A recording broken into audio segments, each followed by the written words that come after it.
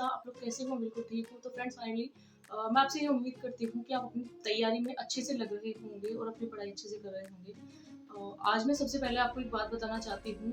अगर आप second grade SST subject से तैयारी कर रहे हो, तो आपको एक बात कहना चाहूँगी कि आप अपनी सफलता और असफलता के बारे में सोचना प्लीज़ बंद कीजिए।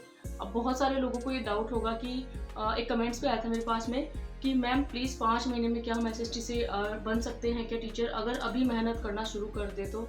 तो आपको मैं ये ज़रूर विश्वास दिलाती हूँ, अभी मेहनत करना शुरू कर दोगे ना आप और अगर उसको कभी भी नहीं छोड़ोगे, कंटिन्यू आप पढ़ाई करते रहोगे, तो एक ना एक दिन आप सक्सेस ज़रूर होगे। इसके अलावा 5 महीने की स्मार्ट स्टडी जो होती है ना, वही हम कर सकते हैं। समय हमारे पास इतना नहीं है, सिलेबस बहुत ज़्यादा है, आप भी अच्छे से जानते होंगे और जो तैयारी होती है, वो उसमें हमें रिवीज़न भी कितनी बार करना पड़ता है, आप अच्छे से समझ सकते हो और सेकंड ग्रेड में भी हर एक चीज़ को अच्छे से समझना, थोड़ा गहराई से पढ़ना हमें बहुत ज़्यादा ज़रूरी है।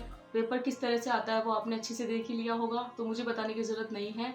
तो फ्रेंड्स आपसे कहना चाहूँगी अगर सच में आप थोड़े से सीरियस हो रहे हैं ना, तो आप अपनी सफलता और असफलता के बारे में सोचना बंद कीजिए, क्योंकि अगर इस तरह से आप सोच के तैयारी करोगे ना, तो फिर अगर आपको मान लो सक्सेस मिल जाती है वो तो अच्छी बात है, लेकिन नहीं मिलती है तो आप डिमोटिवेट हो जाओगे। इससे अच्छा तो आप ये ऐसा मन में एक ही विचार मन में रखो कि हमें तैयारी करनी है, हमारा बेस्ट देना है, सिलेक्शन हो तब भी अच्छा, नहीं हो तब भी अच्छा, क्योंकि हमारी जो तैयारी है वो कंटिन्यू रखनी है हमें। तो आप है ना बिल्कुल डेली रूटीन जो है वो बनाकर रखो। और मेरे पास एक कमेंट्स आया था, आपको बताती हूँ मैं।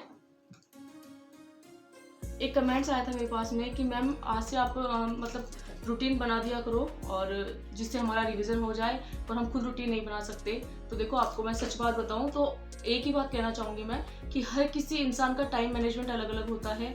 हो सकता है जिस वक्त मेरा काम हो गया हो उस वक्त आपका काम ना हुआ हो, या फिर जिस वक्त मैं बिजी हूँ आप फ्री हो। तो इस तरह से रूटीन का बस आपको एक बात यही कहना चाहूँगी कि जैसे ही आप अपने घर के काम से फ्री होते हो ना, तो बस आप पढ़ने बैठ जाओ।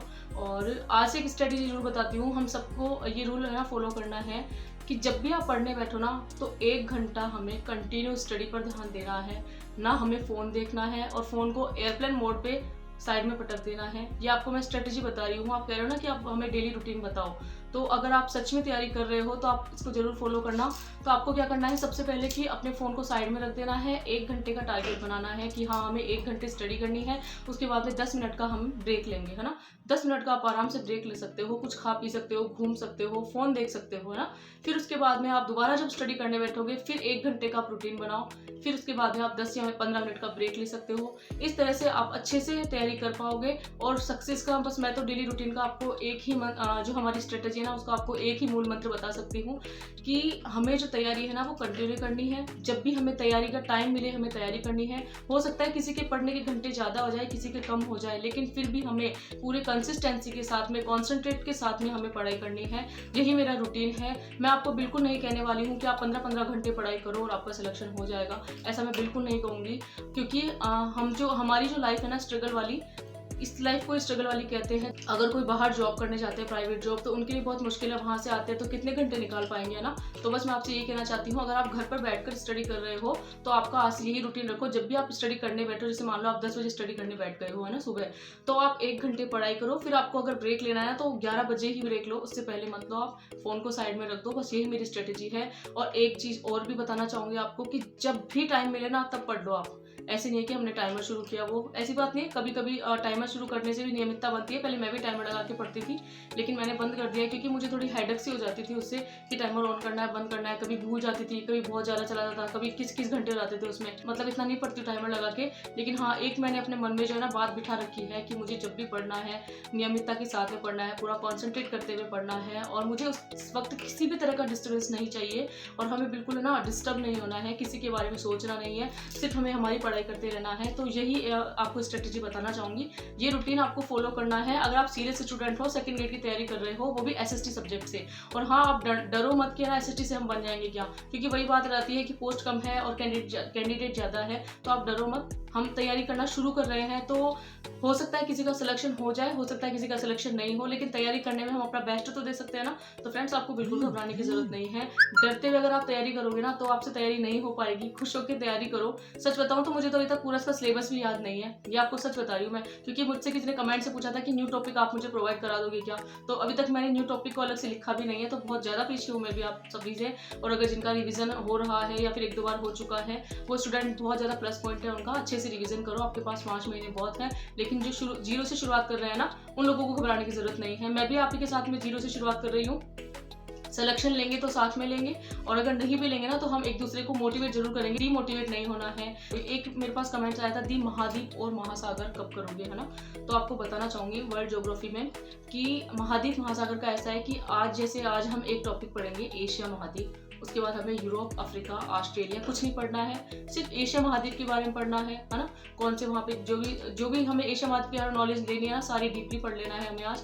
बाकी आप हेडक मत लो, बहुत बड़ा टॉपिक है ये, और इसकी वजह से हम अदर टॉपिक भी नहीं पढ़ पाते। तो जो बड़ा टॉपिक है ना, उसका आप ऐसे किया करो कि उसके बहुत छोटे छोटे टुकड़े कर दिया करो। अगर हमारे 7 महाद्वीप है ना, तो आज हम सिर्फ एक महाद्वीप पढ़ेंगे। पूरे 7 डेज हम इस तरह से महाद्वीप वाला टॉपिक क्लियर कर लेंगे, फिर महासागर वाला कर लेंगे, है ना। तो आपको हेडक लेने की जरूरत नहीं कि हमें सारा पढ़ डालना है। तो आज हम एशिया महाद्वीप पढ़ेंगे पूरा, और फिर उसके बाद में जो हमारे अदर सब्जेक्ट है वो आपको बताती हूँ आज से मैंने क्या क्या अपना रूटीन बनाया है और मैं क्या पढ़ने वाली हूँ। तो फ्रेंड्स, मैंने डायरी में लिखा है आज से मैंने वर्ल्ड ज्योग्राफी शुरू की है, और मेरी इंडियन हिस्ट्री चली रही थी, आपको अच्छे से पता है। हमने सिंधु, वैदिक, जैन और बौद्ध ही हमने पढ़ लिए थे। और इंडियन हिस्ट्री के अंदर आज मैं मौर्य साम्राज्य पढ़ने वाली हूँ, और इसमें राजस्थान ज्योग्राफी शुरू करूंगी। जिस तरह से पहले राजस्थान हिस्ट्री चल रही थी ना, अब मेरी राजस्थान ज्योग्राफी चलने वाली है। जो भी टॉपिक हो, 1-2 जो भी हमसे हो सके। लोक प्रशासन में मेरा 4थे नंबर का टॉपिक चलेगा, क्योंकि 3 टॉपिक हमने पढ़ लिए पिछले सप्ताह। और वर्ल्ड ज्योग्राफी में चाहे आप एक ही टॉपिक पढ़ो, लेकिन आपको उठा देनी है। और एशिया महाद्वीप पढ़ना है, आपको ध्यान रखना अगर आप पढ़ रहे हो तो। इंडियन पॉलिटी में अगर आपको लगता है तो सुप्रीम कोर्ट पढ़ सकते हो, मैंने लिखा है। अगर मुझे टाइम मिला, थोड़ा ज़्यादा मुझे मिल गया, तो मैं सुप्रीम कोर्ट भी पढ़ूंगी। इस तरह से आप अपने टॉपिक क्लियर कीजिए, और टेंशन नहीं लेनी है, घबराना बिल्कुल भी नहीं है। हम उनमें से नहीं है जो घबरा कर अपनी तैयारी को बंद करके रख दे, और अगर तैयारी भी करें तो डरते डरते करें, तो ऐसी तैयारी का कोई फायदा नहीं है। अगर आपको रियल में तैयारी करनी है तो आप अच्छे से तैयारी करो, खुश होकर करो। जितना टाइम मिलता है ना, उसको उतना ही टाइम आप पढ़ाई में लगाना, यही हमारा रूटीन है। मैं कुछ ऐसे नहीं बताने वाली हूँ कि 9 से 12 first slot, second slot, third slot, कुछ नहीं। हमारी जो लाइफ है ना, उसमें ये है कि जब भी टाइम मिलता है तो किताब लेके बैठ जाओ, बस वही है। और आप बिल्कुल उसके अंदर जो हम ब्रेक लेते हैं ना, उसकी टेंशन मत करो। ब्रेक के अंदर आप फोन देख लो।